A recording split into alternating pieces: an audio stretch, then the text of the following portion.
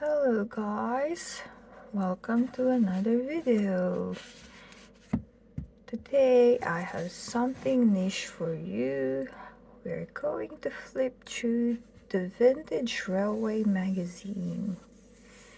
This is dated February 1963 and contents Railways of Rhodesia, page 128, the story of the railway system which now serves this historic part of Central Africa.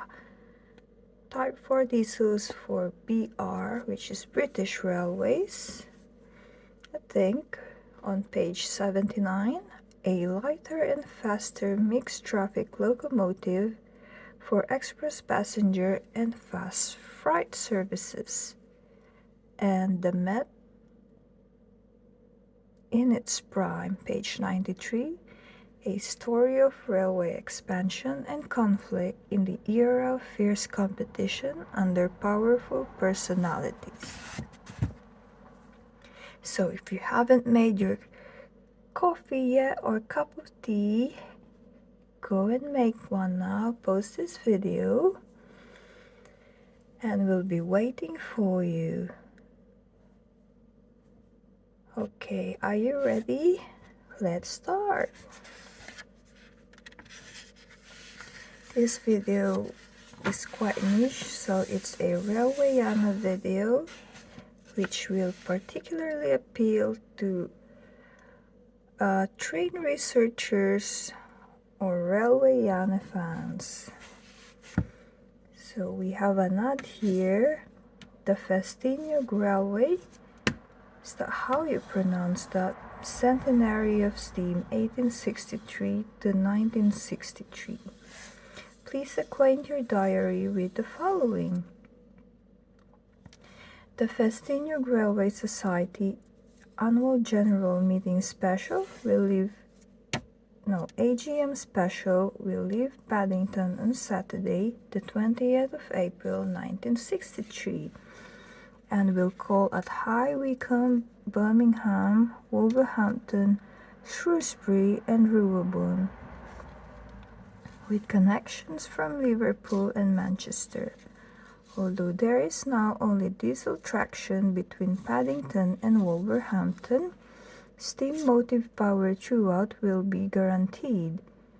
The inclusive fare will cover a return journey on the Festinho Railway by special train, and both members and non-members will be welcome.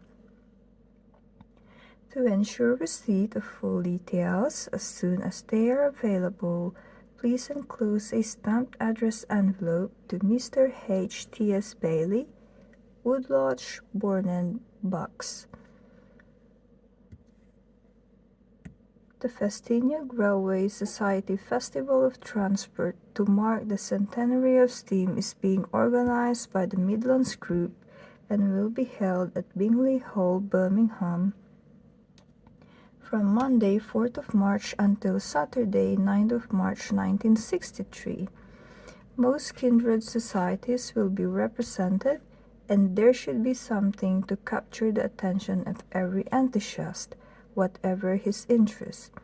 Exhibits will include model railways, a steam layout, 2 tramway layouts, waterways, vintage cars, traction engines, narrow gauge tickets including actual locomotives and British Railways. Advance tickets cost only 2 shillings and may be obtained on application with stamped address envelope to Mr. R.W.F. Smallman, Yielding Tree, Glant, near Starbridge, Worcester. The Festinho Railway is alive. Help it grow. So the Railway Magazine, incorporating Transport and Travel Monthly. Editor B.W.C. Cook. Okay, so contents for February 1963. We have Cornish branch train of 60 years ago along the Northwest Coast. Editorial notes. We have a Type 4 mixed traffic locomotive for BR.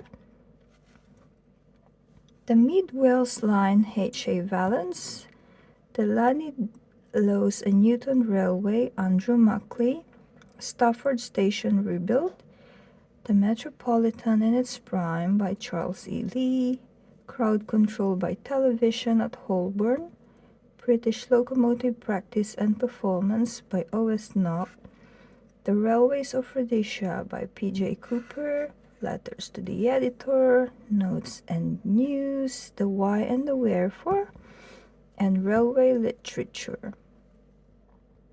The annual subscription payable in advance is 35 shillings by post.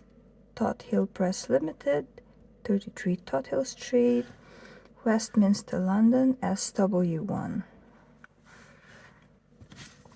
So moving on. Some ads here. The Victoria Line now under construction. This was in 1963. Wow.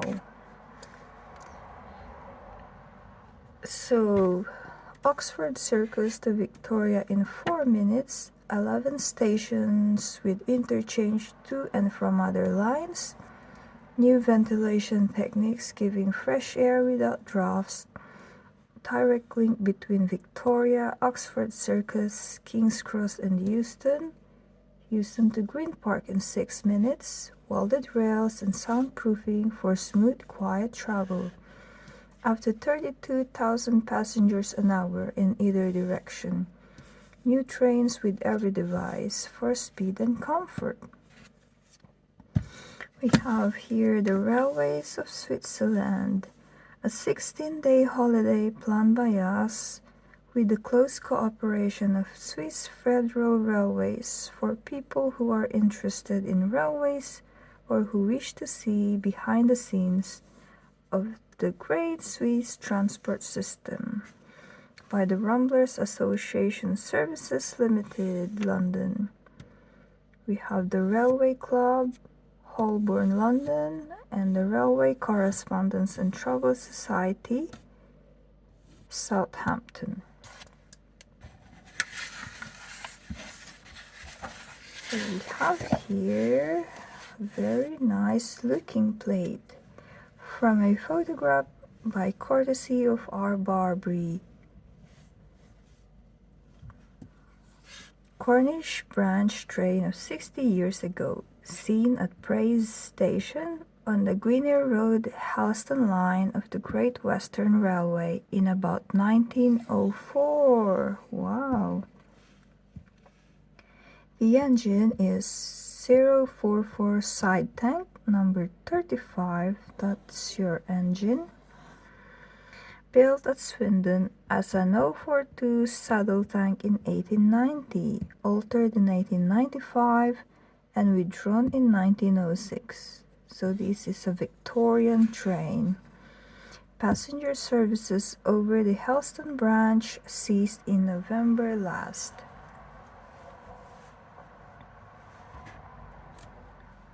So Praise Station in Cornwall. Guys, this is how it looked like in those days anyway.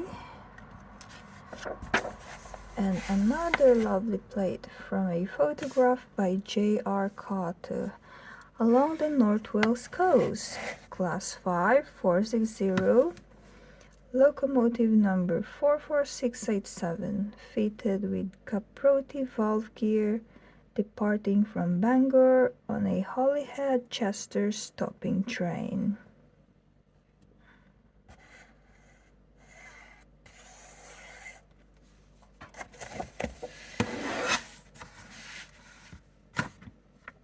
The Railway Magazine, February 1963, volume number 742. What is this? Okay. If winter comes, the spring may not be far behind, but at the time of writing, the railways are still not free from the aftermath of blizzards and continuing low temperatures. In the West Country, the railways were, in many instances, the salvation of both the resident and the traveler, and in the Isle of Wight, a general comment was, "What would we have done without the railway?" The crowded island trains provided the only sure means of getting to and from work for hundreds of people. Railway employees displayed a devotion to duty which bordered almost on heroism, thereby earning the gratitude of their management and of many a marooned motorist. The Western region did a roaring trade in the transport of cars left in the West Country over the Christmas period to Kensington Olympia Station for collection by their owners. While success stories did not always attend the railway editors, there is little doubt that overall they did a very good job. The Southern, which its third rail electrification system, seems to have suffered rather more than other regions from the recent weather. So we have the frigid facts there. Let's read some of, no, that would be long. New lease of life for the West Highland. Actually, let's read this a bit. Arctic weather last month, with severe blizzards and frost throughout the British Isles, was seized on by the National Union of Railwaymen to underline the hardship that can be caused by closing lines on a cold commercial basis. It gave examples of difficulties in many rail closure areas. New lease of life for the West Highland. The West Highland Line is so much a part of the Scottish railway scene that the expression of doubts as to its future seemed almost sacrilegious.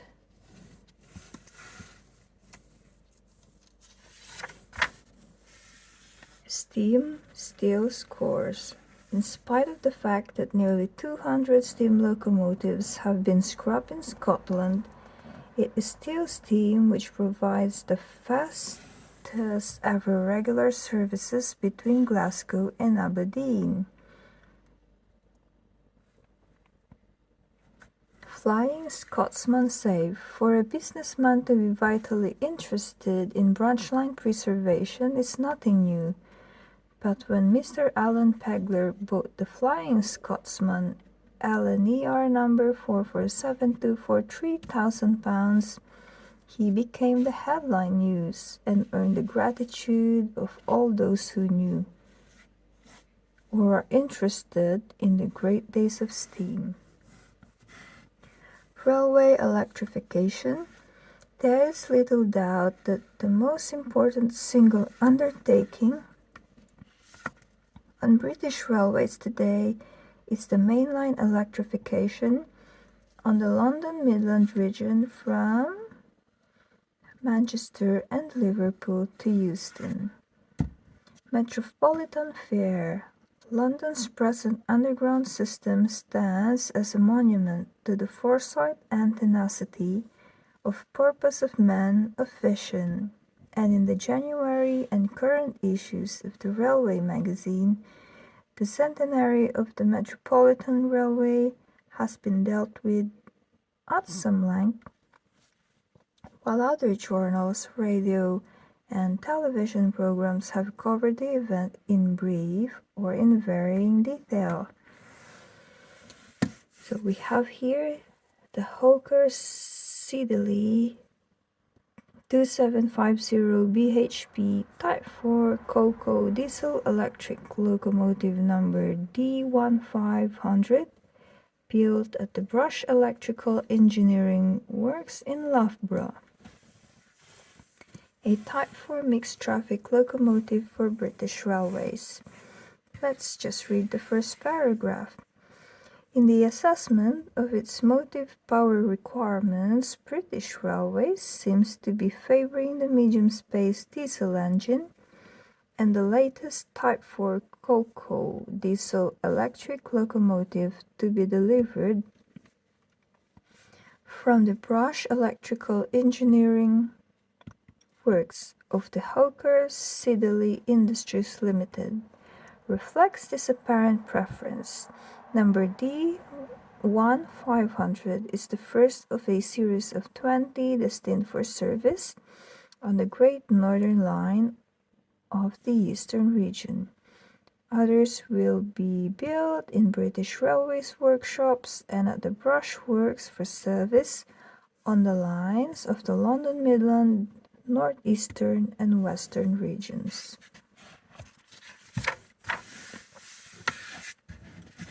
You have some illustration here.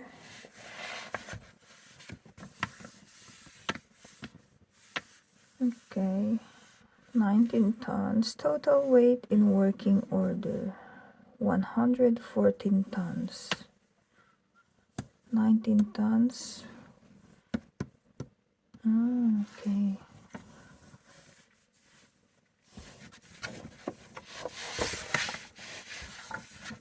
So side and elevation of the mixed traffic 27550 bhv Type 4 diesel electric locomotive. We have here the locomotive undergoing the wheeling operation in the works of the builders. Principal dimensions and other details of the locomotive are as follows. We have some details here which I won't read. And by the way, guys, if you're interested in this particular magazine, please drop us a comment. We ship worldwide and checkout is via eBay. Train from Moat Lane Junction, arriving at Raider on April 27, 1962. Headed by Class 2 260 locomotive number 46401. That's your steam engine. The Midwells line. For many years a traffic center of considerable importance, the county town of Brecon said farewell to its last passenger trains on the evening of December 29. One of the lines affected by this drastic reduction in public transport facilities was the Midwells section of the Cambrian Railways, which extended southwards for nearly 50 miles. As the continuation of a branch of the parent system from Moat Lane to Llanidloes to a triangular junction with the Brecon and Merthyr Railway at Thalelin, 4 miles east of Brecon. Goods trains continue to work between Moat Lane and Llanidloes, but the whole of the Midwells line has been closed completely. In the Brecon area, the Brecon and Merthyr line remains open for goods traffic, but all services to Hereford and Thaneath have been withdrawn. Photo by Andrew Muckley. Photo by W.A. Camwell. And another photo by W.A. Camwell. So the 9:55 a.m. train from Moat Lane to Brecon is with 260 number 46512 at Llanidloes on September 5, 1962. So these are Midwells line trains. And this is Brecon train at Blyth Road headed by 260 number 4658. In the background is the bridge which carries the Central Wales over the Midwells line, that one. And this is number 46512 and train at Blythwell Station. Okay guys, I don't want to make this video very long, so I think we'll just read the headlines. This is the Mid-Wales line and its associated routes showing pre-grouping ownerships.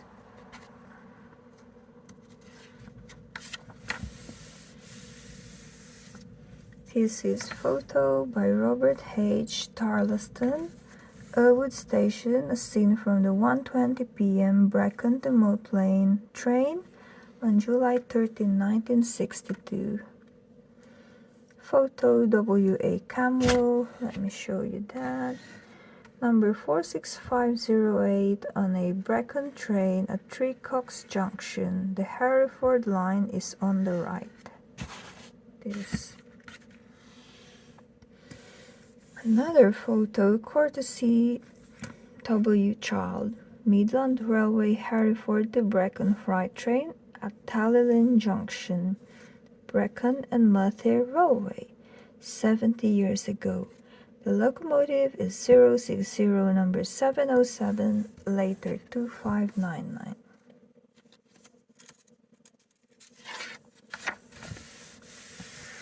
We have the Llanidloes and Newtown Railway. We won't read the details, just the caption of the photos. So the 9:55 a.m. two-coach train to Brecon at Moat Lane Junction on September 5, 1962. This is Llandinam Station between Moat Lane and Llanidloes.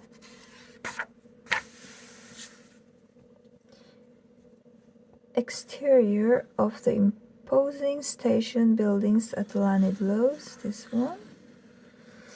And we have Stafford Station rebuilt.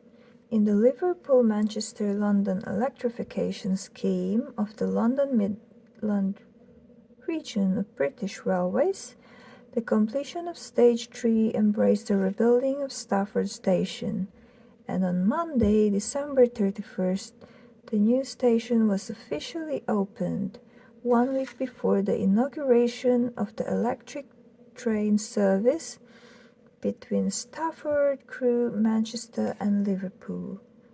So that's your view of Stafford Station from Platform 1, showing the bridge level main staff block and on the left the passenger accommodation.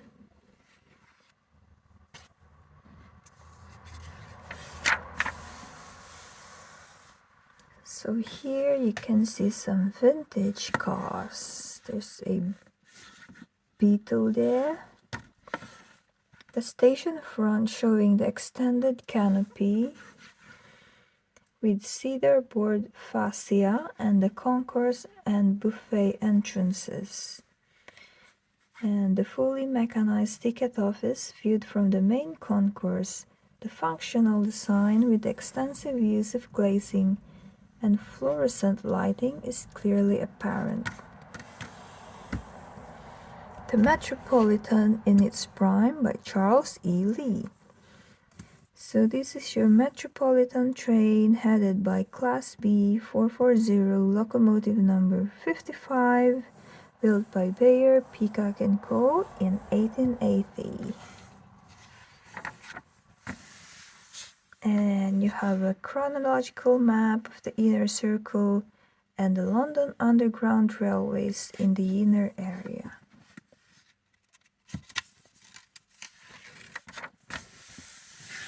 Trains here. Top is South Kensington and Brompton Station in 1900 looking west. And center, original multiple unit gate stock of the Metropolitan Railway. Photographed December 29, 1904, just before the inauguration of the first electric service, Baker Street to Uxbridge on January 1, 1905. And below, original twin tunnels at the southeast end of Finchley Road Station, opened in 1879. This section was replaced by a single span roof in connection with quadrupling between Finchley Road and West Hampstead in 1913. And we have some interesting detail here. It says Owers, the local estate agent. So for those of you who are local to this area, you might know Owers estate agents. Metropolitan Railway Company. Seal of the Metropolitan Railway Company, including the arms of the City of London, St. George's Cross with the Sword of St. Paul. And this crest used by the Metropolitan Railway in the 20th century. To the arms of the City of London have been added those of Middlesex, Buckinghamshire, and Hertfordshire. And more lovely photos. Chesham Station in June 1922. The single-track branch from Chalfont Road, later Chalfont and Latimer, was opened on July 8, 1889, and the station was substantially unaltered until electrification in 1960. This is Camelback electric locomotive at Bishop's Road about 1907. It holds Great Western Railway rolling stock over the northern part of the inner circle. Crowd control by television at Holborn. So this is your interior of Crow's Nest, showing the 3 monitor screens and camera controls. The telephone switchboard is on the left, this one, and the microphone and switches for the talkback information service on the right.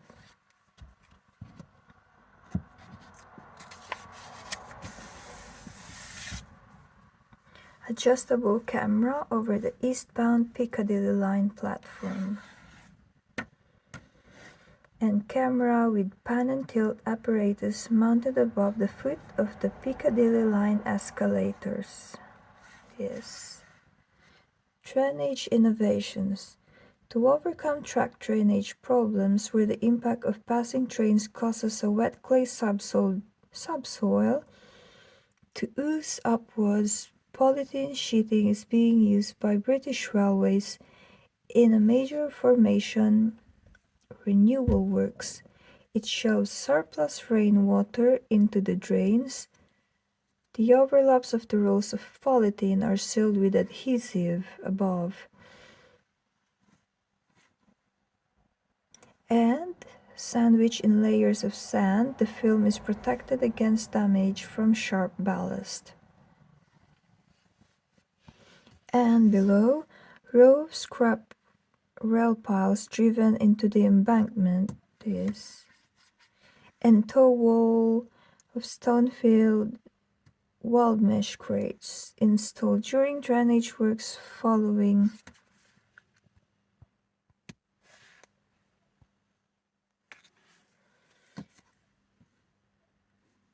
landslips in cuttings at Chippenham and Donsea, Western Region.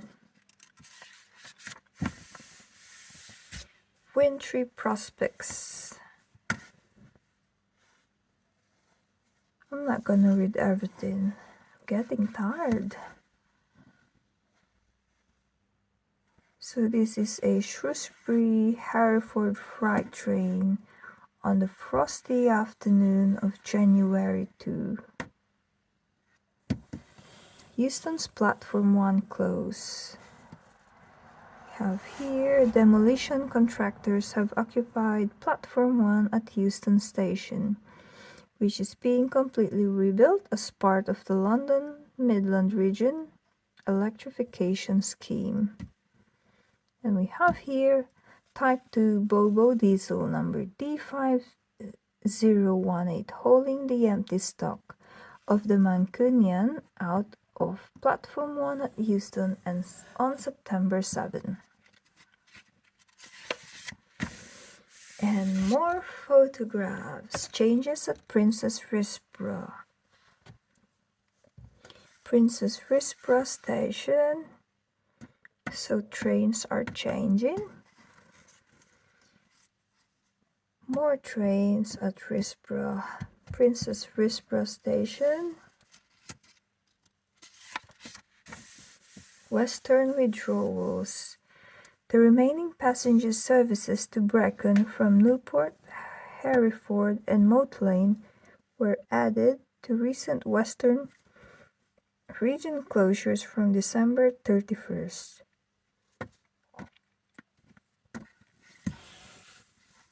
This is in Wales. Launceston. Last of the line. The last surviving locomotives of London and North Western Railway origin in service are the 080s. Look at these. Looks like it could plow some snow anytime. Oh yeah, look. Number 49449 fitted with a snowplow. This. At Canfoot Motive Power Depot on April 6. In shops, it says. This is the former Great Central Works. It's expected to close this year, which is 1963.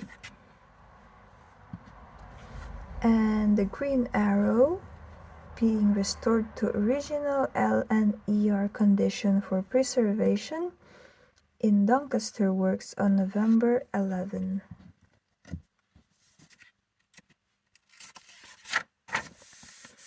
Cambridge University Railway Club Photographic Competition. This view, taken on the Bluebell Railway, won first place for Mr. M.A. Schumann in the Cambridge University Railway Club Photographic Competition for 1962. The Bluebell at Horsted Keynes, waiting to return to London, headed by former GNR 060 saddle tank number 1247 in April 1962. And this on the Scaldwell Ironstone Railway in Northamptonshire. This picture of the transfer of iron ore from narrow gauge to standard gauge trucks by Mr. M.A. Schumann was awarded second place. That's interesting. Western Region tank locomotive, that, and another one. Australian Special.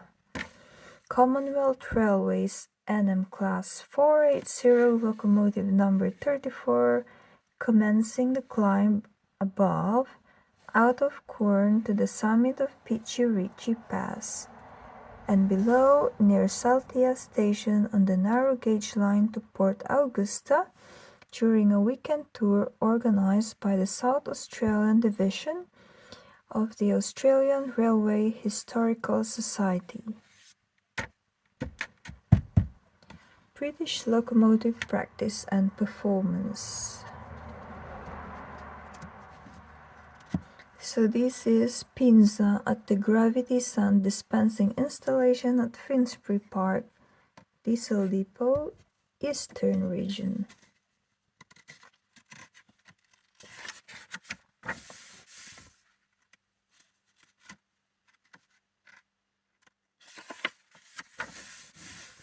This is English Electric Type 4 Cocoa Diesel number D350, passing Abbots Ripton with a train from Saltburn, Middlesbrough and York to King's Cross.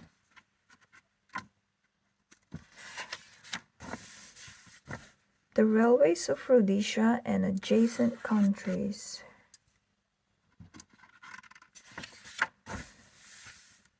And this is a 15th class Bayer Garrett crossing the Victoria Falls Bridge with a southbound mixed train. And the first diesel electric locomotive, a Type D2, to arrive in Bulawayo in March 1957. Built by English Electric. Okay. Number 1217 was opened for public inspection and subsequently made a test run to Malvernia on the Lourenco-Marquess line. And another diesel engine.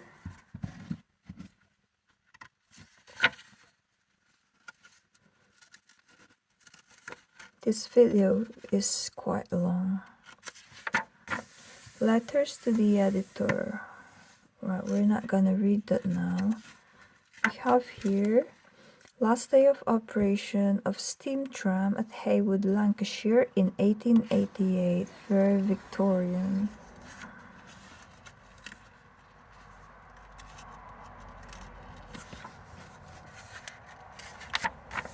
Notes and news. The 2:10 p.m. train to Nottingham, Victoria, headed by B1 class locomotive, departing from Pinxton South on January 5, the last day of the service. Look, very snowy, snow-covered tracks. It doesn't snow in England that much nowadays. Global warming. Danger warning. All these are alive. Keep off railway property. Poster produced by the London Midland region to publicise the danger of trespassing on electrified railways. We have locomotive notes. And we have a picture here, cranes from Wellingborough and Rugby, re-railing 280 number at Coventry on December 16. 10 days earlier, the locomotive had crashed through a stop block and plunged down the bank. Oh dear. And we have another photo here, Cornwall goes to Clapham. The why and the wherefore. Wheaton to Yatton train. Okay.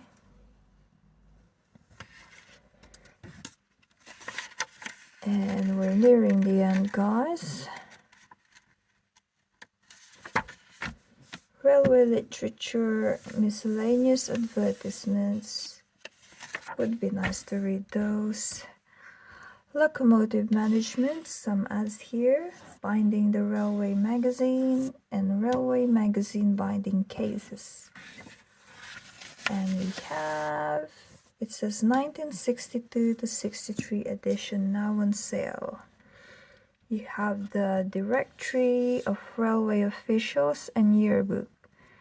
Keep your trains moving. Published by Tothill Press Limited, 33 Tothill Street, Westminster, London, SW1. Alright guys, I hope you enjoyed that video. It's quite long, quite tiring to read. But if you like this kind of content, we will produce more for you. So don't forget to leave us a comment or a thumbs up or both. And don't forget to subscribe. Thanks for joining us today. We'll see you again soon.